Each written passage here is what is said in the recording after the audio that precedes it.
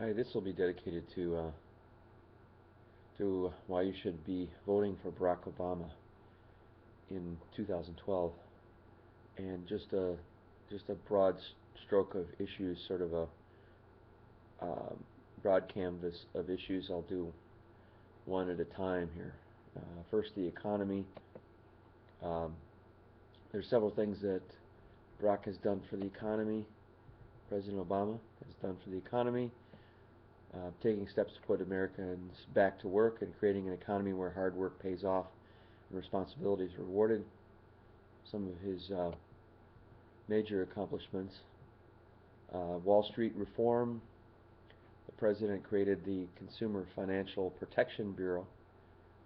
The agency defends consumers from unfair and abusive financial practices and makes sure that credit card companies and mortgage and payday lenders follow the rules. So he's teaching some lessons to Wall Street that they apparently need to stay ethical.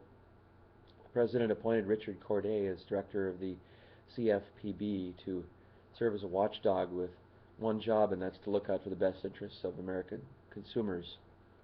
Imagine having that job, being a watchdog of private companies. If you're in Romney's camp, you'll say, well, the businesses can do what they want, corporations are people, but we probably need some people to watch, to just watch them to make sure they don't do anything wrong, right? Um, President Obama wants to grow high technology U.S. manufacturing capacity and supply clean energy projects with American made parts and equipment. That's why he provided the tax incentives and made investments in clean energy technology such as wind turbines and advanced car batteries. And I wonder what the Republicans are saying now about, okay, the Democrats' attempt to make more of a green economy. Is it pure cynicism that it's not working and you guys are just a bunch of lefties trying this garbage? And or are they saying, well, it's a threat from the left. It would make the world better, but if we want to win this election, we're going to concentrate on business. And so, could they be that hardcore and cruel toward the future? I'm not sure. If Republicans, they could be that way. I'm not sure. President Obama launched the Advanced Manufacturing Partnership, a national effort to invest in technologies that will create high-quality manufacturing jobs and enhance America's global competitiveness. I don't know much about the Advanced Manufacturing Partnership, but that would be interesting to research. President Obama signed the American Invents Act, historic patent reform legislation that will help American entrepreneurs bring inventions to market sooner, helping to create new businesses and new jobs. When the president took office, the economy was losing more than 700,000 jobs per month. The president acted quickly to pass the American Recovery and Reinvestment Act, which cut taxes for small businesses and 95% of working families. It also included emergency funding to support about 300,000 educator jobs, more than 4,600 law enforcement positions, investments in the clean energy sector that supported 224,000 jobs through 2010. Through May of 2012, the economy has added 4.4 million private sector jobs over 28 consecutive months of job growth. The President knows we still have more work to do. That's why in his State of the Union address, the President laid out a blueprint for an economy that's built to last, an economy built on American manufacturing, American energy, skills for American workers, and a revival of American values. And it's interesting how each side has proof that their plan will help the economy. 504,000 jobs added in the manufacturing sector since January of 2010. 233,000 jobs added in the auto industry since June of 2009. 100% of the investment in plant and equipment that businesses could expense under the tax extension President Obama proposed, which would spur investment in the United States. 18% tax deduction President Obama has proposed for domestic advanced manufacturing technologies, which would double the current 9% deduction. 20% income tax credit the President has proposed providing to companies on expenses related to moving operations back to the United States. President Obama made the tough and politically unpopular decision to extend emergency rescue loans to the American auto industry. Again, it would be interesting to talk to Republicans about whether he just should have let everything go and let chaos reign, and and then who knows? Christ comes back to save us or whatever. But I think what he did was, it could have been some vast complications and problems and crisis in the economy. We certainly don't want to be like Greece, right? President Obama made the tough and politically unpopular decision to extend emergency rescue loans to the American auto industry, saving more than 1 million jobs and preventing the loss of over 96 billion in personal income. The collapse of manufacturing in the Midwest could have been the consequence there. So GM and Chrysler were required to cut labor costs and overhaul their business models in exchange for emergency loans, guaranteeing their accountability to taxpayers, and both repaid their outstanding loans years ahead of schedule.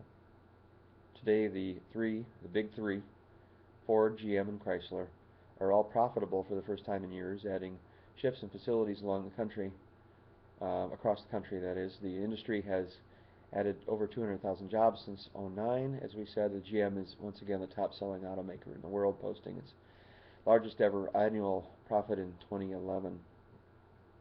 I still would like to see from GM more effort in making cars that are,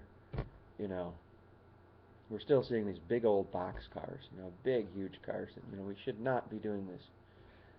We should be setting an example for the world and shrinking the number of cars by quite a bit. So, that's something that Obama's helped a lot with, keeping at least the equilibrium and the balance, even though you could state it's a false equilibrium and a correction. But sometimes, whether I guess it's whether the market should correct itself or whether you just let it, or you try to help it or you let it correct itself, I guess. That's the big question. What do you do? Top economists probably debate that over and over, back and forth. But Romney would have just said, well, just let him go. Let him die and come back again, maybe? I don't know. What do you think? To level playing field for American businesses and workers, President Obama signed trade agreements with South Korea, Panama, and Colombia. The agreements are estimated to increase the exports by about $13 billion, support more than 70,000 American jobs.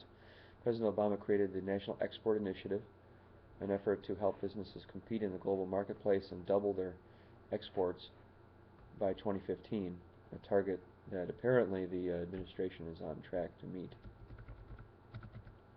Small businesses are the engine of job creation, and I think both sides would say that. Responsible for 2 out of every 3 new jobs in the United States. That's why President Obama has passed tax cuts for small businesses 18 times and streamlined the patent process, providing a new fast-track option to cut wait times by 2/3 and help small business innovators move ideas from the lab to the market. The Affordable Care Act provides small business owners with better, affordable health care options for employees, simpler administrative operating rules, and billions of dollars in tax relief. President Obama passed the Wall Street Reform and Consumer Protection Act to hold Wall Street accountable. Still, there's just not too much evidence that they're following the rules at all. So I just don't know how much impact government can have on private industry. Is just very, very powerful. And I don't know, government can really be a watchdog, or they can be sort of a, I guess some businesses might see them as a nag. They're nagging us about environment, nagging about this and that, but what can they do? President Obama passed Wall Street Reform and the Consumer Protection Act to hold Wall Street accountable, prevent future financial crises, and end the era of too big to fail. And that's going to be very tough to do, to just end the era of too big to fail. We've become extremely too big to fail with the banks, I think, and it's going past the point of no return, so it's getting a little scary. Wall Street reform ensures that if a financial company fails, it will be Wall Street that pays the price, not the American people. It sets the ground rules for the riskiest financial speculations. So it's all these derivative funds and all these risky investments, and the housing market, and betting on the housing market, and cooking the books, and the people, these Wall Street guys are cheating, and we've just gotta hey, you got your hand is caught in the cookie jar. I mean, my God, just stop. The greed. We have to stop the greed.